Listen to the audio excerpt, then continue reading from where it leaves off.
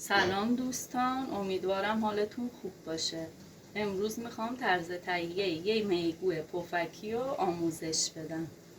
در ابتدا میگوهامون رو با زنجبیل و زردچوبه، نمک، فلفل قرمز و آب لیمو مزه‌دار میکنیم.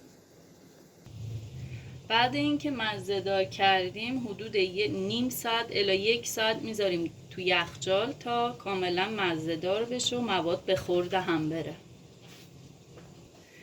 بعد از اینکه تو یخچال موند 1 ساعت از یخچال بیرون میاریم و من زعفران آب شده رم بهش اضافه میکنم و یه چند دقیقه میذارم میمونه تا دوباره کارهای بعدش انجام بدیم.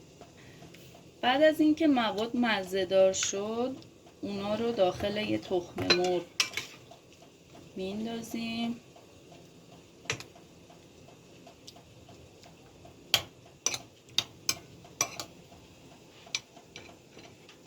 بعد داخل آردمون میغلتونیم.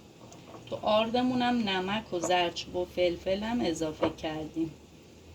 من فراموش کردم بگم من سیر و پیاز خورد شدم اضافه کرده بودم به این مواد. به آرد میغلتونیم تا سرخشون کنیم.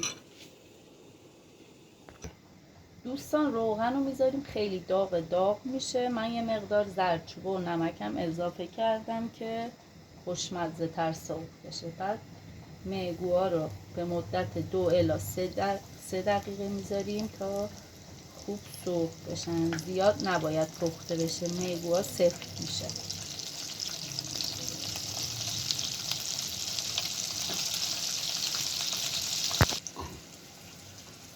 میگوها که در این حد سرخ شدن برمی‌داریم توی صافی میریزیم تا روغن اضافهش گرفته بشه.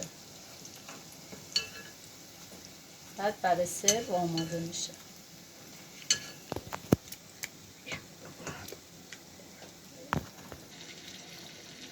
دوستان اگه این غذا رو دوست داشتین حتما من رو حمایت کنین و این زنگوله پایین سفرم تکون بدین. ممنون.